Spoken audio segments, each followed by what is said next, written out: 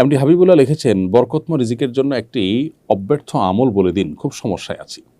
ভাই হাবিবুল্লাহ, আল্লাহ তালা আপনাকে বরকতময় রিজিক দান করুন, আমরা মনে প্রাণে আল্লাহ তালার কাছে দোয়া করি এবং সেই সাথে আপনাকে আমরা পরামর্শ দিব রিজিকের আল্লাহ তালার পক্ষ থেকে রিজিক এবং রিজিকে বরকত লাভের 10টি চাবি, এই মর্মে একটা ভিডিও আমাদের আছে, বেশ অনেক বছরের পুরনো। এই বরকত লাভের 10টি চাবি নামক ভিডিওটি আপনি যদি দেখেন, আশা করা যায় সেখানে আপনি রিজিকের মধ্যে যেন বরকত লাভ হয়, কল্যাণ যেন হয়, আল্লাহ যেন রিজিক বাড়িয়ে দেন, তার জন্য অনেকগুলো উপায় উপকরণ বলা আছে। এর মধ্যে থেকে একটা হলো তাকওয়া অর্জন করা।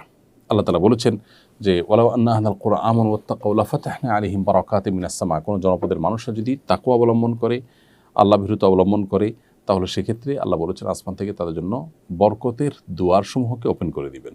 ইস্তিগফার করলে আল্লাহ তাআলা রিজিক বাড়িয়ে দেন, আত্মীয়তার সাথে সম্পর্ক ভালো রাখলে আল্লাহ তাআলা রিজিক বাড়িয়ে দেন। রিজিক বাড়ানোর আরও যে সমস্ত আমলগুলো রয়েছে কোরআন হাদিসে, সেগুলো আমরা বেশি বেশি করার চেষ্টা করব। আল্লাহ তাআলা আমাদেরকে তৌফিক দান করুন।